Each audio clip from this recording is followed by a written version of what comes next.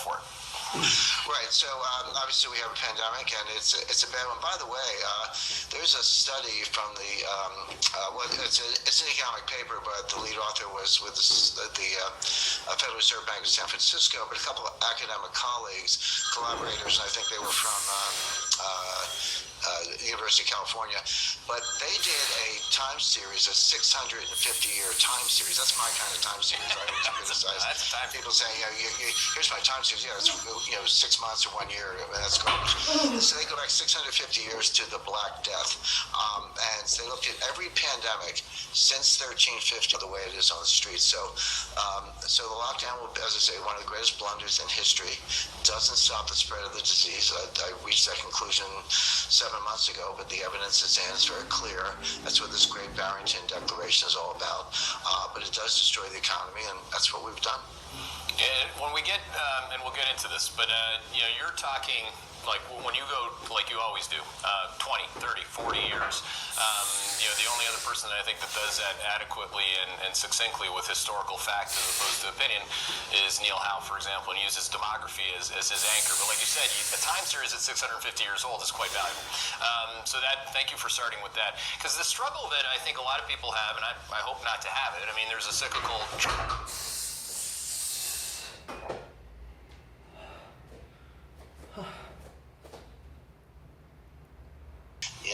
Airlines get back to normal. It doesn't mean you want to fly. I mean, again, these are intergenerational behavioral changes that are grossly underestimated by the happy talk crowd. I would say the White House and Wall Street are both. I had to throw my eyes when they started talking about pent up demand. As soon as I heard pent up demand last spring, I thought, okay, this is green shoots again. Back to 2009 with Tim Guthrie's green shoots. But there's no pent up demand. I make the point that during the first lockdown, the quarantine, kind of March, April, May 2020, I stayed home. I didn't go out to dinner, but my wife and I usually go out to dinner on a Friday night.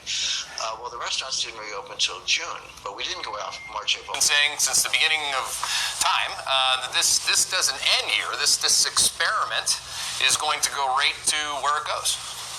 Well, one of the first of all, you're exactly right, Keith. I mean, Janet Yellen is not just a liberal labor economist, but she's what's called a frequentist statistician, which means more data, more data, more data. Yeah. She doesn't understand what to do if there's not a ton of data. New problems are she just stares at she can't deal with them because she's waiting for more data. That's what frequentist statistics is all about. Or a linear econ. Did you get called a linear econ? Not Jim Rickards, no. Yeah, and so Janet Yellen is staring.